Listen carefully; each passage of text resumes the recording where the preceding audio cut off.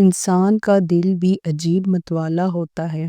کبھی کبھی تو یہ اپنے قیمتی رشتوں کو بھی ٹھکرا کر من مانی کر بیٹھتا ہے۔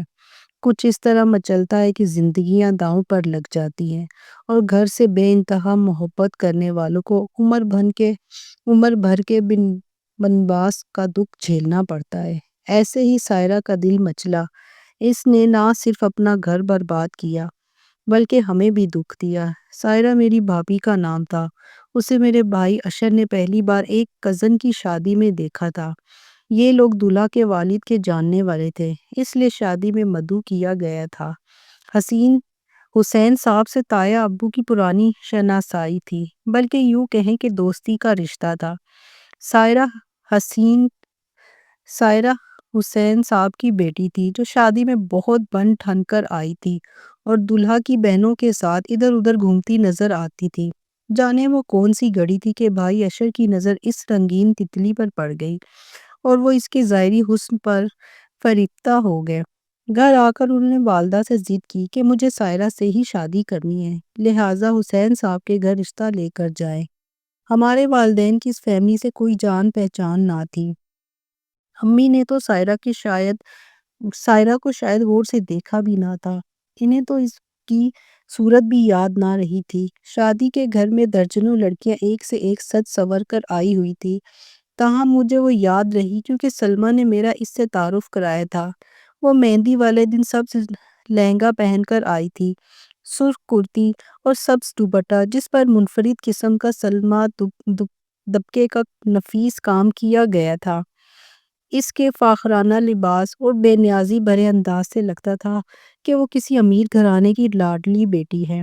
بھائی اشر کے دل پر اس کی تصویر کچھ اس طرح نقش ہو گئی تھی کہ انہوں نے امی سے صاف کہہ دیا، جس طرح بھی ہو آپ حسین صاحب کے گھر جانے کی کوئی سبیل نکالیے، میں کسی اور لڑکی سے شادی نہیں کروں گا۔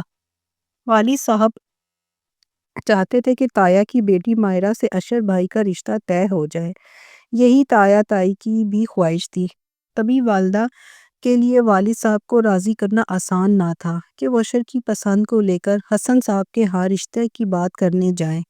کافی سوچ بچار کے بعد آخر کار رشتوں کی ایک پھپھو خالدہ بی بی جن کی اس گھرانے سے کچھ جان پہچان تھی، راضی ہو گئیں۔ ایک روز وہ ہمارے گھر آئیں اور منجلے بھائی وجاہت سے کہا، بیٹا تم میرے ساتھ چلو، میں تو حسن صاحب کے گھر کا راستہ جانتی ہوں اور ان کی بیوی سے واقف ہوں، لیکن کسی کو ساتھ ہونا چاہیے۔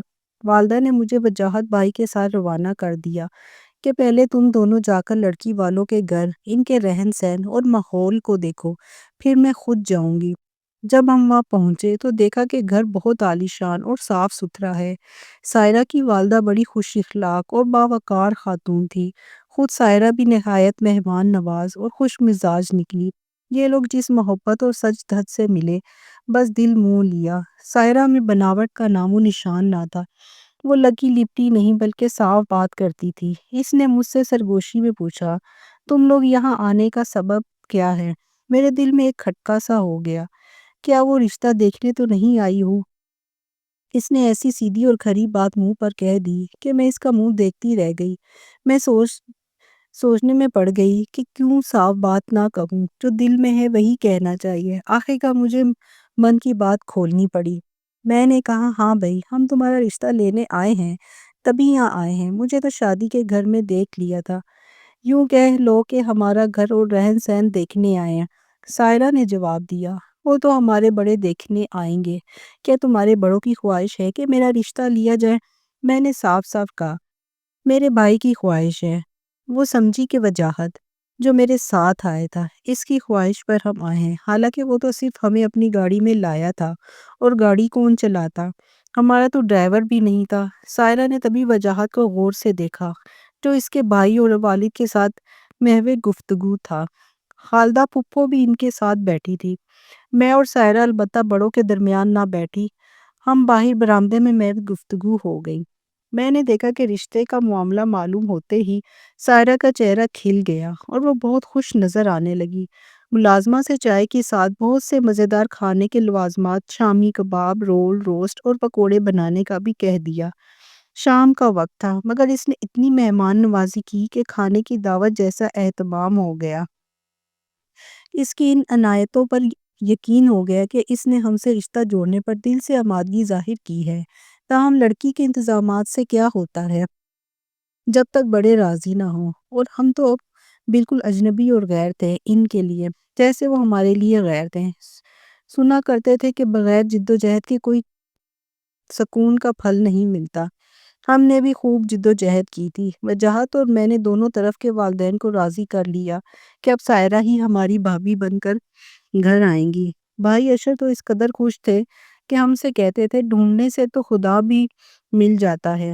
میری لگن سچی تھی، سائرہ مل گئی۔ نہ بالآخر بہرحال خالدہ پھپھو نے کافی تگ و دو کی اور اس مبارک کام کا بیڑا اٹھا لیا۔ یوں میرے بھائی اشر کے ساتھ سائرہ کا رشتہ طے ہو گیا۔ اشر بھائی بات طے ہو جانے پر ایسے خوش تھے جیسے دونوں جہان کی نعمتیں ان کو مل گئی ہوں۔ وہ خود سے زیادہ کسی اور کو خوش نصیب نہیں سمجھتے تھے۔ اب ہم سب بہن بھائی بہانے بہانے سائرہ کے گھر جانے لگے۔ وجاہت ساتھ ہوتے کیونکہ گاڑی وہی چلاتے تھے۔ کچھ دنوں تک سائرہ یہی سمجھتی رہی کہ اس کی بات چیت وجاہت کے ساتھ پکی ہوئی ہے، کیونکہ وہی ان کے گھر پہلی بار آیا تھا۔ جب تک نکاح نہ ہوا سوائے بھائی جان کے ہم سب بڑی آزادی سے حسن انکل کے گھر آتے جاتے تھے اور سائرہ سے مل سکتے تھے۔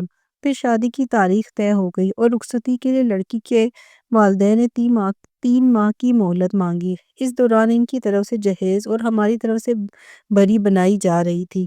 بھابھی کے جوڑے جو ہم نے بری کے لیے بنوا کر دینے تھے وہ ہم نے ان کی پسند سے خریدنے تھے۔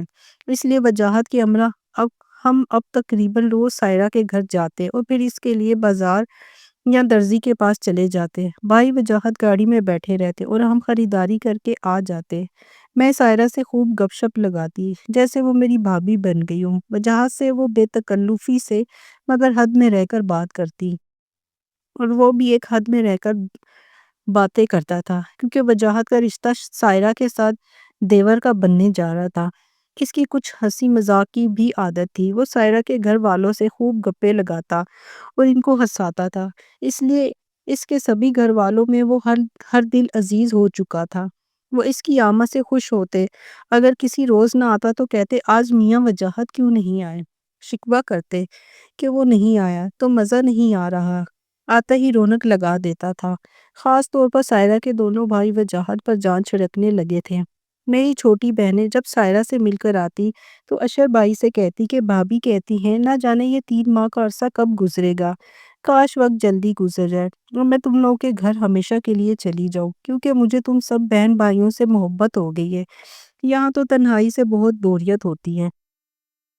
ایسی باتیں سن کر اشر بھائی خوش ہو جاتے۔ وہ اس قدر شرمیلے تھے کہ ایک بار بھی اپنے ہونے والی سسرال نہ گئے اور نہ سائرہ سے بات کی۔ سائرہ یہی سمجھتی رہی کہ اس کا رشتہ وجاہت سے طے ہوا ہے۔ روز رسم ہونی تھی۔ اشر بھائی جان اپا ہونے والی ان کے گھر سے بڑی عزت و احترام کے ساتھ سائرہ کے گھر گئے۔ سائرہ کے بھائی بھی ان کو گھیرے میں لے کر ہال میں چلے گئے جہاں ان کے کچھ رشتہ دار اور مولوی صاحب موجود تھے۔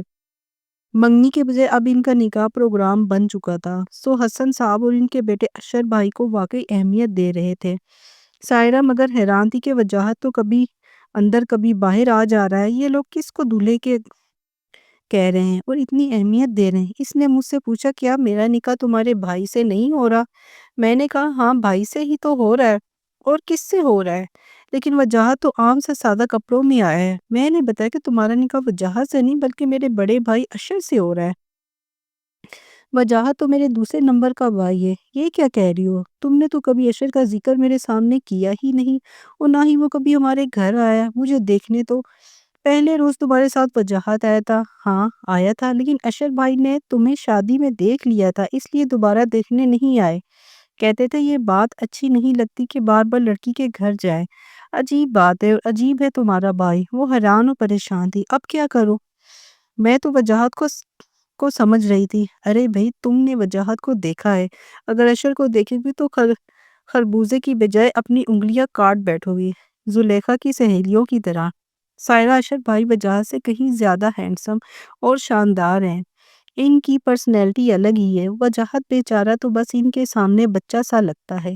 ارے بھائی، خوش قسمت ہو کے اشر جیسا دلہا مل رہا ہے۔ بس ذرا سی دیر ہی تو ہے، ابھی دیکھ ہی لوگی تم ان کو، پھر مانو گی کہ میں نے واقعی 100% صحیح بات کی تھی۔ دور نشان ہو گئے۔ منگنی کی رسم سے 3 دن پہلے پروگرام بدل دیا گیا تھا۔ بزرگوں نے کہا منگنی چھوڑو، سیدھا نکاح کرتے ہیں، ساتھی کے ساتھ دھوم دھڑام شادی میں خوب کریں گے۔ جب نکاح کا وقت آیا تو دلہا بھی آیا، اور یہ انکشاف بھی سائرہ پر ہوا کہ وجاہت نہیں، دراصل اشر اس کا جیون ساتھی بننے جا رہا ہے، جس کو نہ اس نے دیکھا ہے اور نہ بات کی ہے۔ وہ صدمے میں رہ گئی۔ اس کا بس چلتا تو اس تقریب کو ملتوی کروا دیتی، لیکن اب تو مہمان، مولوی صاحب سب آ چکے تھے۔ چند لمحوں بعد رسم میں نکاح ادا کی جانی تھی۔ وہ سبز لہنگا پہنے بیٹھی تھی، مگر اس طرح بے جان کہ جیسے ابھی ابھی اس کی روح جسم سے پرواز کر گئی ہو۔ میں نے تسلی دی اور خدا کا واسطہ دیا کہ سائرہ آپ خود پر قابو پا لیں، اب وقت نہیں رہا پیچھے مڑ کر دیکھنے کا۔ خیر، نکاح تو ہو گیا، لیکن سائرہ نے شاید اشر کا چہرہ دیکھا بھی یا نہیں، بات کرنے کا تو موقع ہی نہ ملا اسے۔ ہم تو نکاح کر کے چلے آئے، لیکن سنا ہے کہ بعد میں اس نے ماں باپ سے بہت جھگڑا کیا کہ آپ لوگوں نے مجھ کو پہلے اشر کا نہیں بتایا، نکاح والے دن بتایا۔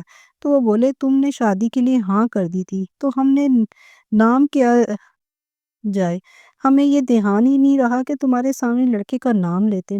خیر، یہ عجیب سی بات ہو گئی، ورنہ کسی نہ کسی کے منہ سے لڑکے کا نام نکل ہی جاتا ہے۔ مگر سائرہ سے سب یہی کہتے کہ لڑکا اچھا ہے، لڑکا خوبصورت ہے۔ اشرف سے کوئی نہیں کہتا تھا کہ اس کے کان کھڑے ہوتے۔ بھلا اس کے دل کی کسی کو کیا معلوم، اور کسی کے دلوں کی اس کو کیا خبر۔ وہ سادہ زمانہ تھا اور سادے لوگ تھے۔ نکاح کے بعد میں نے وجاہت سے کہا کہ سائرہ مجھے اس روز اداس لگ رہی تھی، میرا خیال ہے کہ آج چلتے ہیں اس کے پاس اور اشر بھائی کی تصویریں بھی لے چلتے ہیں۔ نکاح والے دن ہم لوگ فوٹوگرافر لے کر گئے تھے اور چند تصاویر رسم نکاح کی بنوائی تھی۔ ایک تصویر اشر بھائی کی الگ سے بھی لی گئی تھی، جو انہوں نے کچھ عرصہ قبل اسٹوڈیو میں اتروائی تھی، اور وہ اس میں بہت خوبصورت لگ رہے تھے۔ میں نے سوچا جب سائرہ اشر بھائی کی تصویر دیکھے گی تو وجاہت کو بھول جائے گی۔ خیر، ہم گئے تو سائرہ نے حسب معمول استقبال کیا۔ ان کی والدہ اس وقت گھر پر موجود نہیں تھی۔ ہم کچھ کہنے بھی نہ پائے تھے کہ سائرہ نے وجاہت سے پوچھا اب تم میرے کیا لگتے ہو؟ وجاہت نے جواب دیا دیور۔ تب وہ بولی دیور صاحب کیا میرا کہنا مانو گے؟ آپ کے لیے تو جان بھی حاضر ہے۔ وجاہت نے جواب دیا حکم کیجئے۔ کہا جو مانگوں گی دو گے؟ وجاہت نے کچھ حیرت سے کہا بہت قیمتی چیز ہے، تم نہ دے سکو گے۔ اب ہم دونوں بہن بھائی ششو پن میں تھے کہ کیا کہتی ہے، ان کے منہ کی طرف دیکھ رہے تھے۔ تبھی سائرہ گویا ہوئی۔ جو مانگوں گی نہ دے سکو گے؟ وجاہت نے کہا اچھا ٹھیک ہے، آپ مانگیے تو صحیح، اگر نہ دے سکا تو عمر بھر آپ کو منہ نہ دکھاؤں گا۔ قسم کھاؤ۔ قسم کھاتا ہوں۔ سائرہ نے قسم اٹھوائی اور کہا میں پہلے دن سے یہ سمجھتی تھی کہ تم مجھے دیکھنے آئے ہو، میں نے تمہیں پسند کر لیا، اور نکاح کے دن تک یہی سمجھتی رہی کہ میری شادی تم سے ہو رہی ہے، لیکن عین نکاح والے دن پتہ چلا میرا نکاح تمہارے بڑے بھائی سے ہو رہا ہے۔ میں نے اندر جا کر ماں سے احتجاج کیا، وہ بے ہوش ہو گئی۔ میں نے ان کی طرف ان کی خاطر اس وقت تو واویلا نہیں کیا اور حالات کو دیکھتے ہوئے چپ رہ گئی، لیکن ابھی رخصتی باقی ہے۔ اپنے بڑے بھائی سے صورتحال بتا کر طلاق کا کہو۔ بس میں تم سے یہی مانگتی ہوں کہ تم صورتحال سے اپنے بڑے بھائی کو آگاہ کر دو، تاکہ انہیں معلوم ہو جائے کہ میرے دل و ذہن میں وہ نہیں ہے۔ وجاہت اونچا رہ گیا۔ بمشکل یہ جملے اس کے لبوں سے ادا ہوئے کہ یہ میں نہیں کر سکتا، بھائی آپ کو بہت چاہتے ہیں، اب نکاح بھی ان سے ہو گیا ہے، آپ میرے بھائی کی امانت ہے اور میری بھابھی ہیں، اور بھابھی ماں جیسی ہوتی ہے۔ اچھا تو پھر اپنی دوسری بات کا پاس رکھنا ہوگا، تم آج کے بعد میرے سامنے مت آنا، اگر آئے تو میں اپنا گھر نہ بسا سکوں گی اور تمہارے بھائی سے طلاق لے لوں گی۔ تم اور میں کبھی ایک گھر میں روبرو نہیں رہ سکتے۔ جس دن میں نے دلہن بن کر یعنی تمہاری بھابھی کے روپ میں تمہارے گھر قدم رکھ دیا، تمہیں اس روز اپنا گھر چھوڑ کر ہمیشہ کے لیے وہاں سے جانا ہوگا، تبھی میں اپنا گھر بسا پاؤں گی اور دیانتداری کے ساتھ تمہارے بھائی کی شریک حیات بن جاؤں گی۔ یہ بات مجھے منظور ہے۔ وجاہت نے جذباتی ہو کر اپنی قسم کو دہرایا کہ جس روز سائرہ بھابھی بن کر ہمارے گھر میں قدم رکھیں گی وہ ہمیشہ کے لیے گھر چھوڑ جائے گا اور پھر کبھی ان کے سامنے نہیں آئے گا۔ یہ بڑی کڑی شرط تھی، جلا وطنی کی سزا تھی۔ سائرہ نے بنا کسی قصور کے میرے بھائی کو منواس دے دیا تھا۔ اس نے مان لیا وہ اپنے بڑے بھائی سے محبت کرتا تھا، ان کا احترام کرتا تھا، ان کو خوش دیکھنا چاہتا تھا۔ پھر اس نے سائرہ کو کسی اور نظر سے دیکھا بھی نہ تھا سوائے بھابھی کے۔ اس کے دل میں وہی احترام و پیار تھا سائرہ کے لیے جو ایک دیور کے دل میں اپنی بھابھی کے لیے ہوتا ہے۔ اس کو سائرہ سے ہرگز محبت نہ تھی، ہوتی بھی تو وجاہت کبھی اپنے بڑے بھائی کی خوشی کو برباد کرنے کا نہ سوچتا۔ اس نے اپنا وعدہ پورا کیا، اپنی قسم کا پاس کیا۔ بھابھی نے ہمارے گھر دلہن بن کر قدم رکھا تو وہ چلا گیا، غائب ہو گیا اور پھر نہ لوٹا۔ سائرہ جس روز دلہن بن کر ہمارے آنگن میں اتری، سبھی نے اس کے قدم چومے اور وجاہت دور کھڑا دیکھتا رہا۔ وہ اب ہمارے خاندان کی عزت، ہمارے گھر کی آبرو اور ہمارے بھائی کی خوشی بن کر آ چکی تھی۔ صبح گھر والوں کے بیدار ہونے سے پہلے ہی وجاہت جا چکا تھا۔ وجاہت بھائی نے اس کے بعد کسی سے رابطہ نہ رکھا۔ بھابھی سائرہ کی یہ قسم کتنی تکلیف دہ تھی، اس نے اس بات کا احساس نہ کیا۔ اپنے دل مت والے سے سوچا اور منمانی کر لی۔ یہ بھی نہ سوچا کہ وجاہت ہم کو کس قدر یاد آتا ہے۔ یہ خیال ہی نیندیں اڑانے کو کافی تھا کہ وہ گھر والوں کو بتائے بغیر غائب ہو گیا تھا۔ ماں کتنی تڑپتی اور بہنیں کس قدر روئی، مگر ہم سب کے آنسو بھی سائرہ بھابھی کی خوشی نہ لٹا سکے۔ اشر بھائی نے ان کو خوش رکھنے کی بہت کوشش کی، مگر وہ خوش نہ رہ سکی۔ آخر کار طلاق لے لی اور اپنے میکے لوٹ گئی۔ سچ ہے کہ یہ دل بھی عجیب چیز ہے، مانے تو دنیا آباد ہو جائے اور نہ مانے تو گھر بھی آباد نہیں ہو سکتا۔